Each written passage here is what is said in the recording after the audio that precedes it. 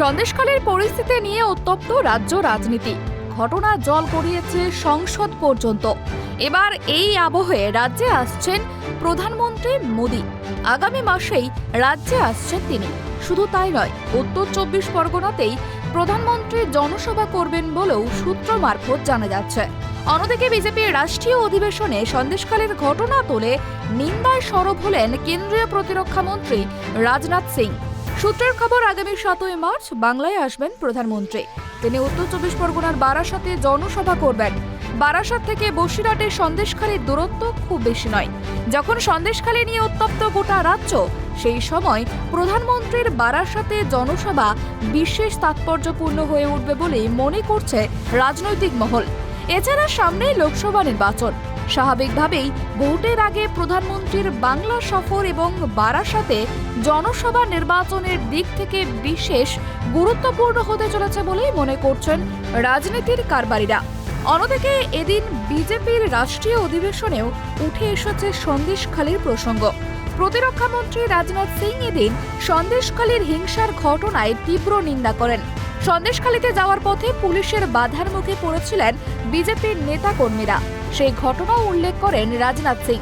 তিনি বলেন, সন্দেশখালীতে যা কিছু ঘটেছে এবং তাদের কর্মীরা যে সাহসিকতার সঙ্গে এই নিপীড়ন ও অত্যাচারের বিরুদ্ধে লড়াই করেছে, তাদের সকলকে তিনি অভিনন্দন জানাতে চান। একই সঙ্গে সন্দেশখালীর ঘটনা সভ্য সমাজের কলঙ্ক এবং এর তীব্র নিন্দা করা উচিত বলেও মন্তব্য করেন রাজনাথ সিং। हमारे ही इस देश में एक राज्य है वेस्ट बंगाल। क्या हो रहा है वहां?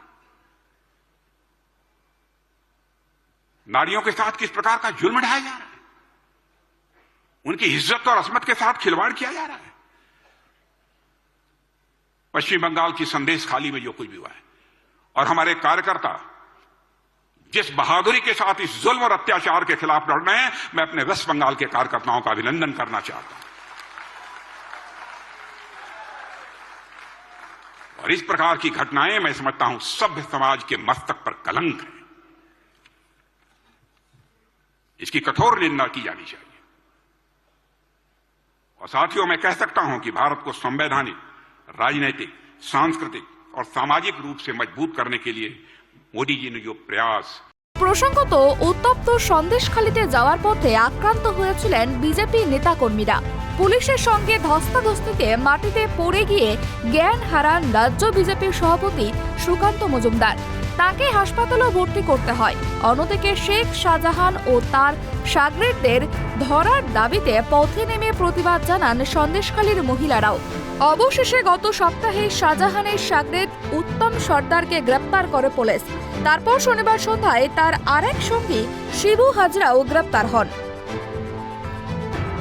Bureau report, tribe TV Bangla.